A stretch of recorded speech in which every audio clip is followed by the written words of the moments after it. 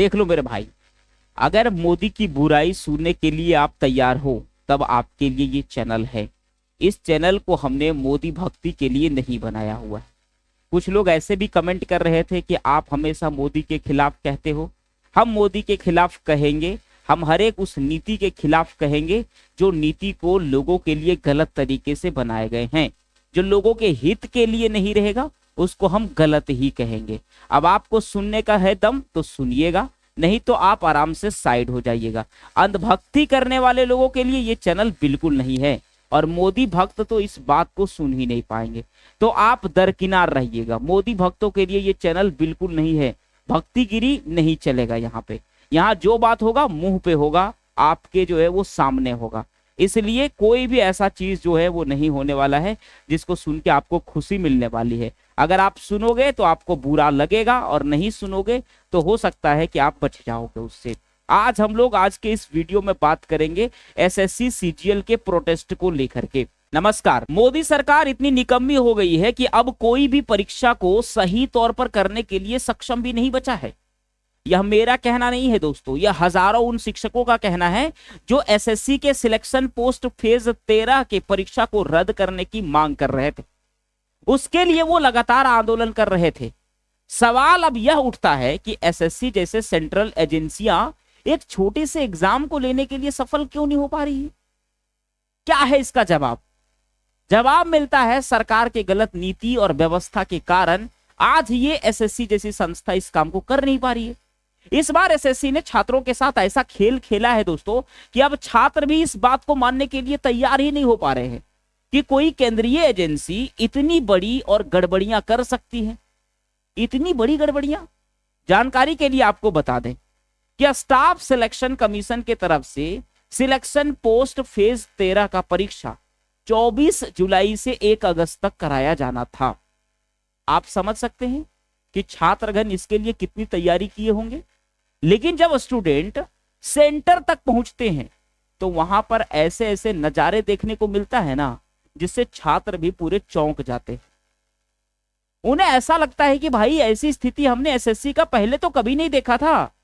आखिर इतनी जर्जर स्थिति को एसएससी ने कैसे बना लिया, और अगर बना भी लिया तो इसके लिए जिम्मेदार कौन है? अब बात शुरुआत से करते हैं और समझिएगा।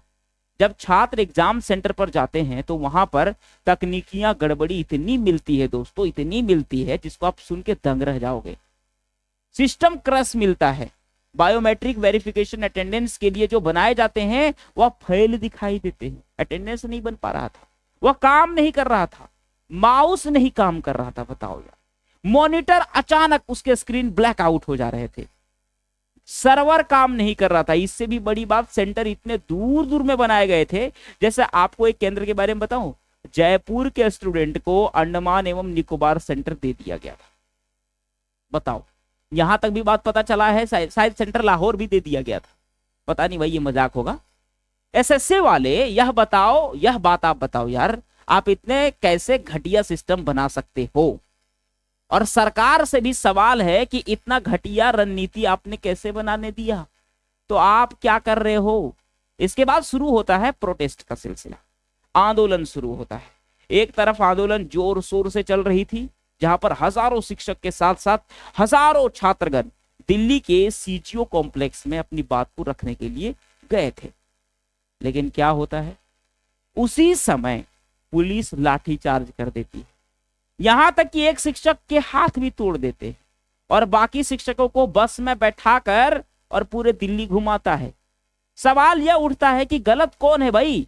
गलत शिक्षक है, छात्रगण हैं जिन्होंने एसएससी की इस घटिया रणनीति में अपना एग्जाम देने के लिए तैयार हुआ, या फिर गलत एसएससी है? गलत कौन है? गलत कौन है? संस्था है या छात्रगण है या उसके शिक्षक है? किसने जिम्मेदारी, किसकी जिम्मेदारी है ये? या फिर गलत सरकार है?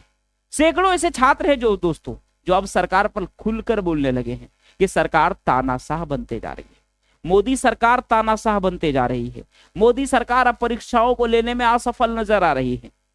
तो क्या अब जो है वो अंधभक्तों को लगेगा कि ये छात्रगण भी जो है, ये शिक्षकगण भी पूरी तरीके से क्या है, ये शिक्षकगण भी देशद्रोही है।